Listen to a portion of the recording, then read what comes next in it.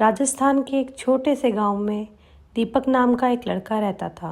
उसका परिवार बहुत गरीब था। उसके पिता मिट्टी के बर्तन बनाते थे और माँ घरों में काम करके परिवार चलाने में मदद करती थी।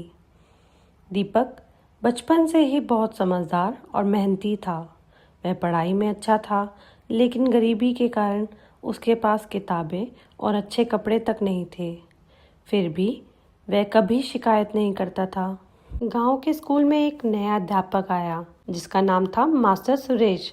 वह बच्चों को सिर्फ किताबों की शिक्षा नहीं बल्कि जीवन के अच्छे संस्कार भी सिखाते थे।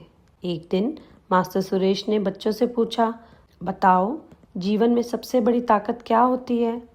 किसी ने कहा धन, किसी ने कहा शक्ति, तो किसी ने कहा किस्मत। मेहनत सबसे बड़ी ताकत है, क्योंकि मेहनत करने वाला इंसान अपनी किस्मत भी बदल सकता है।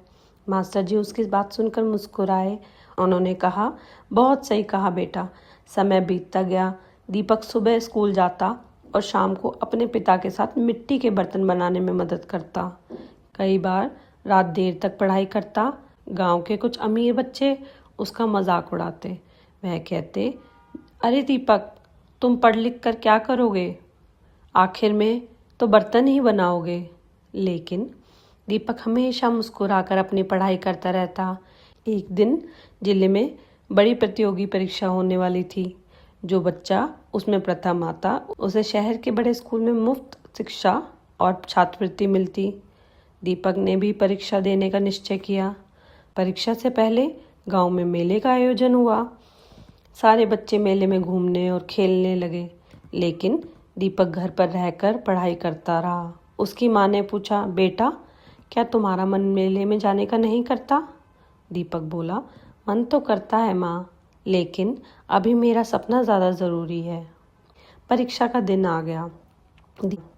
दीपक पुराने कपड़े और टूटी चप्पलों में परीक्षा देने पहुंचा। कुछ बच्चों ने उसे देखकर फिर मजाक उड़ाया, लेकिन उसने किसी की बात पर ध्यान नहीं दिया और पूरी मेहनत से परीक्षा दी।